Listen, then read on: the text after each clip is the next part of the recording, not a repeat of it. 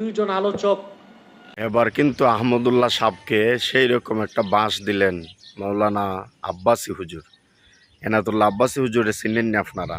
ভিডিওটা দেখেন শেষ পর্যন্ত। এনাতুল্লাহ আব্বাসী হুজুর কি বলছেন রাসূলের নবুয়ত নিয়ে।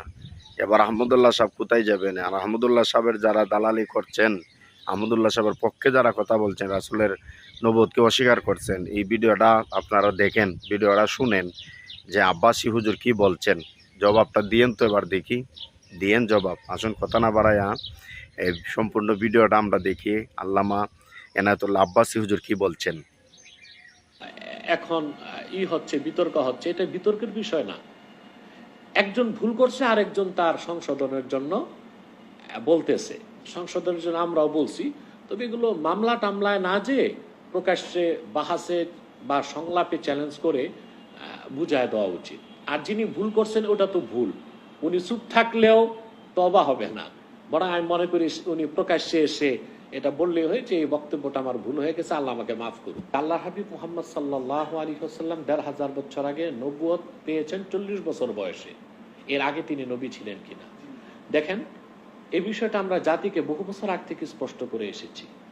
বিশেষ করে গত বছর এক মৌলভী সাহেব এই আমাদের এই বিশ্বাসের বিপরীত বক্তব্য দেওয়ার পর আমি সহিহ বুখারীর দর্স সমাপনী উদ্বোধনী দর্শে বক্তব্যটা বলেছিলাম। এবছরও আবার আল্লাহর কি হুকুম এই বিষয়টা নিয়ে যখন খুব বেশি মানুষের মধ্যে বিভ্রান্তি সৃষ্টি হচ্ছে, বিভ্রান্তি না, মমিনের কোনো বিভ্রান্তি না, মমিন মূল আসলটাই বিশ্বাস করে। মুনাফিকদের মধ্যে বা মূর্খদের মধ্যে যখন একটা চলে আসলো, প্রশ্ন চলে আসলো যে আসলে বিষয়টা কি, তখন ওই সহিহ বুখারীর উদ্বোধনী অনুষ্ঠানে আমি বক্তব্য দিয়েছি, সুস্পষ্ট বক্তব্য।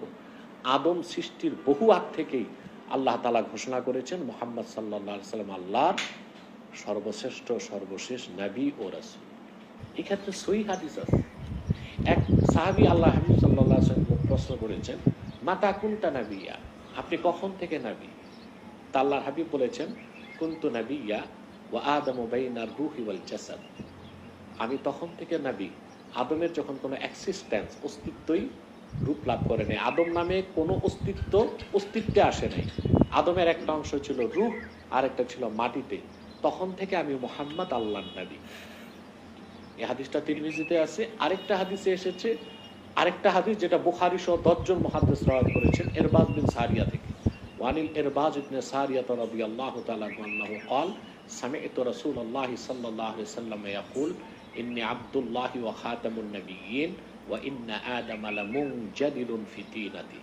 ইরবাজ বিন সারিয়া বলেন, আমি আল্লাহর হাবিব মুহাম্মদ সাল্লাল্লাহু আলাইহি সাল্লামের নূরের জবান থেকে নিজ কানে শুনেছি, তিনি বলেছেন আমি মুহাম্মদ আল্লাহর বান্দা ও সর্বশেষ নবী তখন থেকে যখন আদম ধুলায় গড়াগড়ি খাচ্ছিল। তো বিষয়টা তো স্পষ্ট। তাহলে আমাদের আকীদা ও বিশ্বাস যে আল্লাহর হাবিব মুহাম্মদ সাল্লাল্লাহু আলাইহি ওয়াসাল্লাম তখন থেকে নবী যখন আদম অস্তিত্ব লাভ করে নাই, তবে আল্লাহর হাবিব মুহাম্মদ সাল্লাল্লাহু আলাইহি সাল্লামের নবুয়তের প্রকাশ ঘটেছে ৪০ বছর বয়সে। বিষয়টা স্পষ্ট। এখন প্রশ্ন আসে যে আদম সৃষ্টির আগে আল্লাহর হাবিবের ক্ষেত্রে আল্লাহ ঘোষণা দিলেন কেমনে? এখানে এসেই একটা সত্য, মহাসত্য কথা মেনে নিতে হয়। আসলেই আদম না, আরশ কুরসি লৌহ কলম সৃষ্টির আগে আল্লাহ তার হাবিব মুহাম্মদ সাল্লাল্লাহু আলাইহি সাল্লামের নূরকে তৈরি করেছেন, এবং নূরে মুহাম্মাদিকে আল্লাহ তাআলা তৈরির পরই আল্লাহ ঘোষণা দিচ্ছেন। তখনও আরশ কুরসি লৌহ কলম হয় নাই। সবকিছুর আগে আল্লাহ তার আখির নবী, তার দোস্ত মুহাম্মদ সাল্লাল্লাহু আলাইহি সাল্লামের নূরকে সৃষ্টি করেছেন, যেটাকে বলা হয় নূরে মুহাম্মাদি। এই ব্যাপারে কিছু মওযু হাদিস আছে, ওটা আমরা না মানলাম। জয়ীফ হাদিসগুলোকে সহিহ শাহেদ হিসেবে নেওয়া যায়, এই ব্যাপারে তো সহিহ হাদিসও আছে। তাহলে বোঝা যায় আদম সৃষ্টির আগে ঘোষণাটা কেমনে সম্ভব হইলো? আদম সৃষ্টির বহু আগে, সকল সৃষ্টির আগেই আল্লাহ তার দোস্ত আখিরি নবী নূর নবীজি মুহাম্মদ সাল্লাল্লাহু আলাইহি সাল্লামের নূরে মুহাম্মাদিকে সৃষ্টি করে আল্লাহ ঘোষণা দিচ্ছেন মুহাম্মদ সাল্লাল্লাহু আলাইহি সাল্লাম আমার সর্বশেষ নবী ও রাসূল। আগমনের দিক দিয়া প্রথম নবী আদম, আগমনের দিক দিয়ে। আর আগমনের দিক দিয়ে সর্বশেষ নবী হিসেবে, সর্বশ্রেষ্ঠ সর্বশেষ নবী ও রাসূল হিসেবে মুহাম্মদ সাল্লাল্লাহু আলাইহি সাল্লাম এসেছেন ১৫০০ বছর আগে, যার মাধ্যমে আল্লাহ তাআলা নবুয়তের রিসালাতের দরজা চিরতরে বন্ধ করে দিয়েছেন, দ্বীন ইসলামকে পরিপূর্ণ করে দিয়েছেন।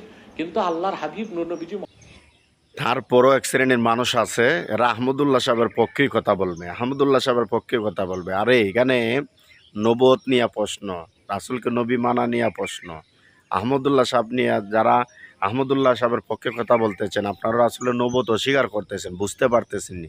আমরা সাধারণ পাবলিক যারা আছি একটা জিনিস বুঝবেন, যেখানে রাসূলের নবুয়তকে অস্বীকার করা হয়, রাসূল নবী আদম আলাইহিস সালামের আগেও নবী, নবুয়তটা প্রকাশ পাইছে 40 বছর বয়সে। শুনছেনই তো আব্বাসী হুজুর কি বলছেন। এখন এভাবে আহলে সুন্নাত ওয়াল জামাতের অনেক বয়োজ্যেষ্ঠ যারা আলেম আছে সবাই বা বলে যাচ্ছেন, কিন্তু এরা বুঝবে না। ইউটিউবের চ্যানেলটা সাবস্ক্রাইব করেন। ভালো থাকুন। আসসালামু আলাইকুম।